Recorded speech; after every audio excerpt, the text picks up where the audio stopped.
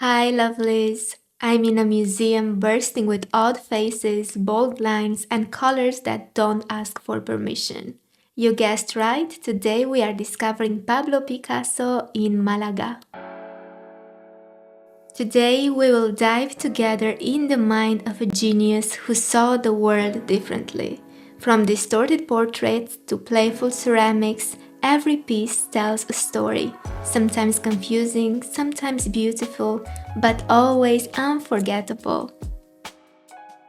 His creative journey began in early 1900s when Pablo Picasso entered his Blue Period, painting with deep emotion and cold, sober tones, soon followed by warmer, more hopeful Rose Period.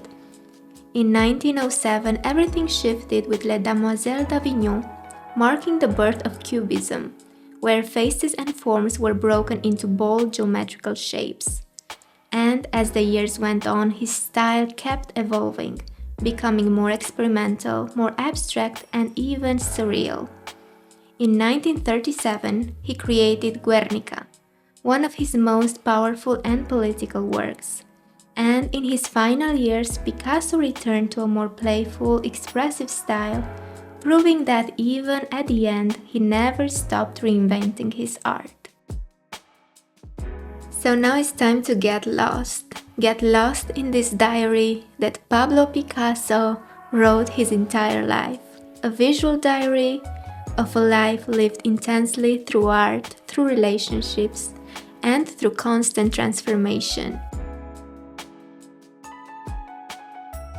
Before the experiments, before the revolution, there was discipline, control and precision. Born in 1881, Picasso was trained in classical painting from a very young age, and still from his teenage years, he was able to paint like a real master. He was in control, he was already mastering art, and this is exactly what allowed him to later break the rules. Around 1901, everything changes. The colors fade into cold blues, the subjects become quieter, heavier. This is the Blue Period, a time marked by grief, poverty, and emotional isolation. And then in 1904, things start to get warmer. This is the Rose Period, which has more hope, more tenderness, and a quiet sense of connection. The figures feel present, human, and the women begin to emerge not just as symbols, but as individuals. And then, in 1907, everything fractures with his latest creation, Cubism. When Pablo Picasso introduced Cubism, it shocked the art world, because it broke every rule people thought art had to follow. Until then, paintings tried to imitate reality, smooth lines, correct perspective, things that make sense to the eye.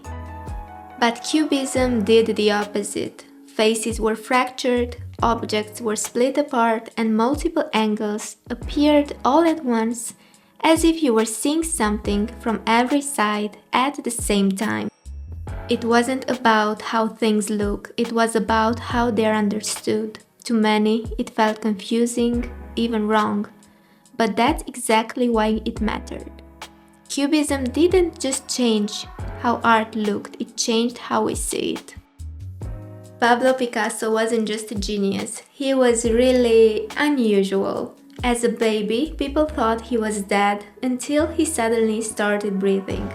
And later in life, he was so particular that only one of his wives was allowed to clip his toenails and trim his hair. Weird, definitely, but maybe that's exactly what made him Picasso. I feel that art doesn't have to make perfect sense to you. I feel like Pablo Picasso's work can move you, challenge you, and stay with you even if you don't fully understand it. And that's the magic of art.